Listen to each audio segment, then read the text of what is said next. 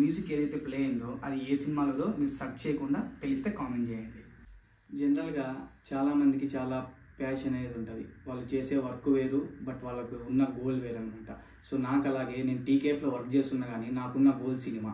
So cinema తీయాలి అంటే ఖచ్చితంగా మనం ఏదో ఒకటి ప్రూవ్ చేసుకోవాలి, మనకు ఏదైనా ఒక ప్రొఫైల్ ఉండాలి. సో ఆ ప్రొఫైల్ కోసం నేను ఈ యూట్యూబ్ ఛానల్ రావడం జరిగింది. నేను యూట్యూబ్ ఛానల్ క్రియేట్ చేసి దాదాపు 1.5 year అవుతుంది. కాకపోతే నేను ఎందుకు సక్సెస్ కాలేదు అంటే నాకు జరిగిన నష్టాలు కొన్ని ఉన్నాయి, నేను చేతులారా చేసుకునేవి కూడా కొన్ని ఉన్నాయి. అవి ఎలాంటివో నేను మీ దగ్గర ఖచ్చితంగా పంచుకుంటాను. సో నెంబర్ 1 ప్రాక్టికల్గా లేకపోవడం అనమాట.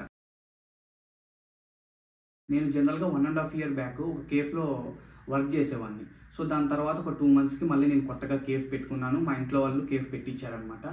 సో కేఫ్ పెట్టించిన తర్వాత నేను దాన్ని రన్ చేసుకుంటూ ఉన్నాను. నాతోటి స్నేహితులు జనరల్గా యూట్యూబ్ ఛానల్ క్రియేట్ చేసుకొని వాళ్ళకు ఫ్రెండ్ సర్కిల్ ఉండేది. అంటే హలో ఫోన్ చేస్తే మామ ఇట్లా వీడియో తీయాలా అంటే వాళ్ళ వెంట ఒక 3-4 వచ్చేవాళ్ళు అనమాట. సో నాకు అలాగా వచ్చేవాళ్ళు లేరు. మెయిన్ మైనస్ పాయింట్ అది. సో నా సర్కిల్ హాయ్ అంటే హాయ్, బాయ్ అంటే బాయ్, ఇంతే కానీ ఒక సపోర్టివ్గా నాకు సర్కిల్ అయితే లేదు. అందరూ వర్క్ చేసుకునేవాళ్ళు. సో నేను కూడా వర్క్ చేసుకునేవాడిని. నేను ఇలా వీడియోలు తీద్దాము, యూట్యూబ్ ఛానల్ క్రియేట్ చేద్దాము, దాని తర్వాత షార్ట్ ఫిలిం తీద్దాం ఇలా చెప్తే నగేవాళ్ళు. కాబట్టి నేను వాళ్ళకి చెప్పేవాడిని కాదు. కొంతమందికి నేను చెప్పినా కానీ వాళ్ళు వస్తా అని చెప్పి నాకు మళ్ళీ ఫోన్లు ఎత్తుకోకుండా, ఇంకా జనరల్గా మీకు తెలిసింది ఎక్కువ. సో ఇలా జరిగేవి. ప్రాక్టికల్గా లేకపోవడం అని నేను ఎందుకన్నానంటే వాళ్ళకు చాలా పనులు ఉంటాయి, వాళ్ళకు నాలాగే వాళ్ళకు కొన్ని అంబిషన్స్ ఉంటాయి.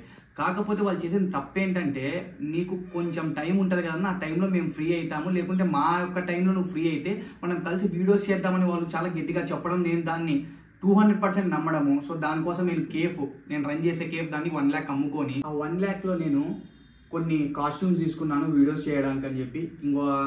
ఇంకొక గింబల్ తీసుకున్నాను అనమాట హ్యాండిల్ చేయడానికి. సో గింబల్ తీసుకున్నాను. దాని తర్వాత మిగతా అమౌంట్ అనేది నేను 6 months ఓన్లీ యూట్యూబ్ దాని మీదే ఉంటాను కాబట్టి నా యొక్క ఇంటి ఖర్చులకి, సో దీనికి సంబంధించి నేను కొంచెం అమౌంట్ అనేది పక్కన పెట్టుకున్నాను. ఇంత సీరియస్గా నేను ఉన్నప్పటికీ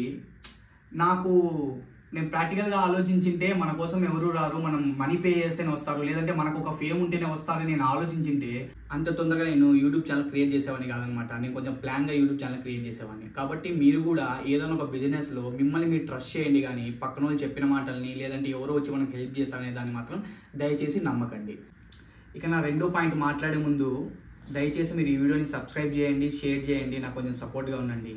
కరెక్ట్గా రేపు ఇదే టైంకి మళ్ళీ మీకు 2వ ఎపిసోడ్తో కలుస్తాను.